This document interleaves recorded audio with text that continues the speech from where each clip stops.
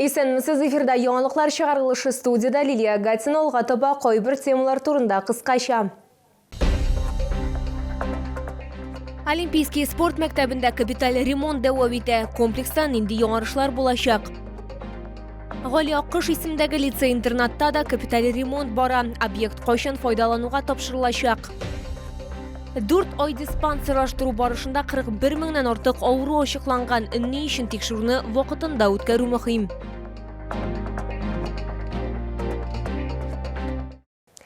Яңартылган һәм заманча Олимпийский спорт мәктәбе шундый булачак. Объектта капиталь ремонт дәвам итә. Хәзерге вакытта төзелеш эшләре 75%-ка тәмамланган. Комплекстан инде яңарышлар булачагы, аның ничек үзгәрәчәге турында алдагы минутларда сөйләрбез. Олимпийский спорт мәктәбендә диварларны матур итеп бизәү өчен рәссам Марат Билалов җаваплы. Аның сүзләренчә, кыры йөзү һәм йога залында һәр элемент өчен 2 көнгә кадәр вакыт кирәк булачак. Бу процесс шактый күп вакыт таләп итә. Чтобы нарисовать каждый элемент, надо было клеить скотчем, продуть, потом опять переклеить дальше. Набирать, чтобы была такая воздушность, прозрачность. Төзүчеләр фасадны, тәрәзәләрне, идәннәрне, түшәмнәрне, стеналарны яңартачак, эчке бизәлешне башкарачак, инженерлык шелтәрләрен алыштырачак. Белгечләр билгеләп үткәнчә, бинаны ремонтлау таләп ителгән, таяныч баганалары зыян күргән. Шуңа күрә аларны өстәмә көчәйтү планлаштырыла. Индивидуально такая изюминка осталась в здании. Это мы сохранили здесь с условием, согласовав с заказчиком, с проектировщиком. Несущий элемент – это вот по фасадной части. Будете проходить, сможете обратить внимание, железобетонная конструкция. За счет нее как раз дополнительный контур утепления появился. Шолның баш архитекторы хәбәр иткәнчә, проектны эшләгәндә луфт стилистикага таянырга карар ителгән. Барлык иске түшәмнәр алынган, өслеге яхшылап чистартылган һәм әзерләнгән. Күнегүләр өчен бүлмәләр граффити белән бизәләчәк. В разработке этих графических изображений мы подключили искусственный интеллект. То есть система искусственного интеллекта при вводе определенных данных выдает графическое изображение. Естественно, они были все согласованы с директором школы Олимпийского резерва и были приняты общеколлегиальным собранием. Төп төсләр гаммасы ачык, әмма зәңгәр һәм соры төсмерләргә басым ясала. Биналарны планлаштыруда үзгәрешләр булган. Беренче катта балалар бассейны урнашкан, физик мөмкинлекләре чикле балаларга да керү мөмкинлеге булсын өчен тайгакка каршы капмалы пандус урнаштырылган. Башка төрле үзгәрешләр дә бар. У нас планируется единственное, это переезд одного зала. Это зала бокса, который у нас раньше размещался на 3-м этаже, составлял зал где-то около 300 квадратов. На данный момент сейчас зал составляет где-то 400 квадратов.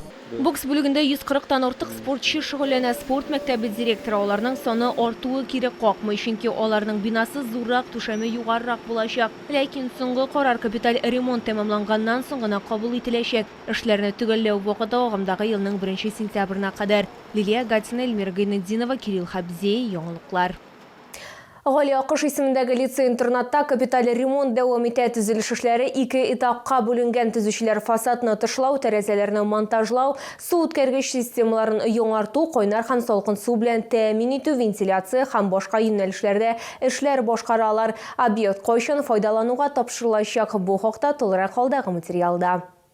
Альбина Чеботарева нәкъ 20 ел лицейда тарих һәм җәмгыять белеме укытучысы булып эшли. Аның сүзләренчә, капиталь ремонтка барысы да шат, чөнки бинада мондый масштаблы төзелеш эшләре булмаган. Күп үзгәреш була монда, матурланган, технический оснащение да бар, ныкшай, әйбәт булган, балалар әйбәт, рәхмәт. Бинага 40 елга якын, ул 1985 елда төзелгән. Бу беренче капиталь ремонт. Төзүчеләр барлык уку сыйныфларын, шулай ук 50 бала яшәячәк интернатны, спорт һәм актлар залларын, ашхананы яңарткан, яңа җиһазлар һәм техника сатып алынган. Ремонтлар шундый эшләми, монда хәзер 7 ел эшләми инде. Теге элекке белән чагыштырганда искитәрлек инде менә.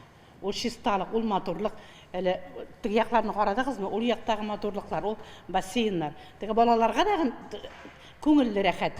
Төзүчеләргә фасадны яңартуны тәмамларга кала. Беренче каттагы эшләр укучыларның каникуллары башлангач старт алачак. Лицей-интернатта капиталь ремонт 2 этапта үткәрелә. Икенчесе агымдагы елның гыйнварында башланды һәм ул үз эшенә уку корпусын үзгәртүне алам. Төзүчеләр әйтүенчә, ремонт бирдә бик таләп ителгән. Киләчәктә лицей-интернат территориясын төзекләндерү мәсьәләсе дә хәл ителәчәк. Безусловно, мы примем решение, чтобы здесь, вот на этой площадке, была вложена брусчатка соответствующая, чтобы здесь было красиво, достойно и функционально, ну и, безусловно, и эстетически, чтобы это было правильно. Капиталь ремонттан соң лицей-интернатта яңа юнәлеш медиа сыйныфлар ачу планлаштырыла. Моннан тыш кабиналар саны да артачак. Безнең тулы бер блок өстәмә белем бирү блогы барлыкка килде. Без монда медицина класслары өчен лабораториялар ачабыз, музей булачак, шахмат һәм робототехника бүлмәләре, һәм шулай ук театр студиясе булачак. Шуңа күрә балалар өчен укырга, өстәмә шөгыльләнергә, профориентация эше белән шөгыльләнергә бик яхшы мөмкинлекләр туды.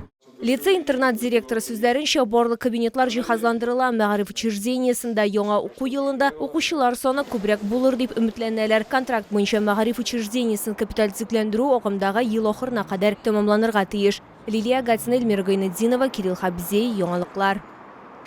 Әгәр сезне берәр проблема борчыса, яки шатлыклы хәбәр җиткерәсегез килсә, безнең WhatsApp хезмәтенә мөрәҗәгать итегез. Фотосурәтләрегезне һәм видеоларыгызны 8939 311 31 31 телефоны буенча көтеп калабыз.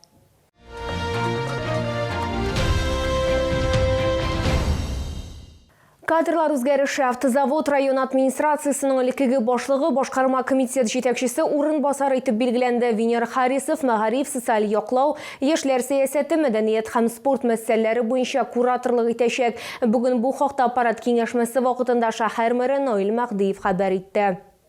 Человек опытный, долгие годы вместе с нами работает, поэтому надеемся, что все у вас получится. Мы вам успехов желаем. Башкарма комитет җитәкчесе урынбасарының тагын бер вакантлы урынын Мансур Фаттахов биләде. Ул шәһәрдә капиталь төзелеш мәсьәләләре буенча кураторлык итәчәк.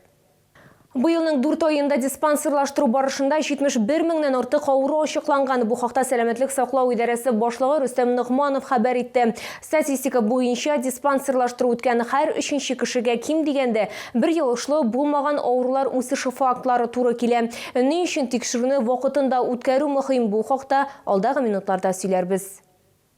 Диспансерлаштыру хроник йогышлы булмаган авыруларны иртә стадияда ачыкларга мөмкинлек бирә. Беренчедән булар кан әйләнеше системасы авырулары, яман шишләр, шикәр диабеты һәм башка бик күп авырулар. Первый этап включает в себя анкетирование, измерение артериального давления, расчет индекса массы тела, анализ крови общий, анализ крови на холестерин и глюкозу, скрининг исследования на выявление онкологических заболеваний, проведение ЭКГ, измерение внутриглазного давления, флюорография легких, осмотр акушеркой или гинекологом, осмотр терапевткой и оценивается сердечно-сосудистый риск. Икенче этап авыруны ачыклаганда диагнозны төгәлләштерү һәм өстәмә тикшерүне үз эченә ала. Кирәк булганда дәвалау, сәламәтләндерү чаралары һәм сәламәтлек торышын күзәтү билгеләнә. Исегезгә төшерәбез, профилактик тикшерүләрне 18 яшьтән алып 39 яшькә кадәр 3 елга бер тапкыр уздырырга кирәк. 40-тан соң тикшерүләр ел саен үткәрелә. Это же благо для людей, бесплатно. Выделяется один день, если нужно, 2 дня нужно выделить людям, чтобы они могли спокойно пройти диспансеризацию, сдать анализы. Первый этап, вы говорите, второй этап. 2024 елда диспансерлаштыруны 231 меңнән артык кеше үтәргә тиеш. Лилия Гатина, Сергей Вильданов, яңалыклар. Бу сезгә җиткерәсе соңгы мәгълүматыбыз иде. Мин Лилия Гатина, сезнең белән сау булашам. Исән имин булыгыз.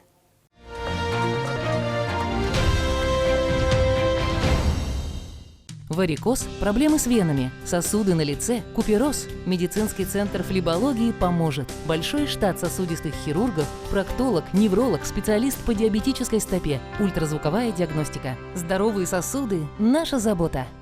Порадуйте себя и своих близких вкусным ароматным чаем Дарфорд Премиум.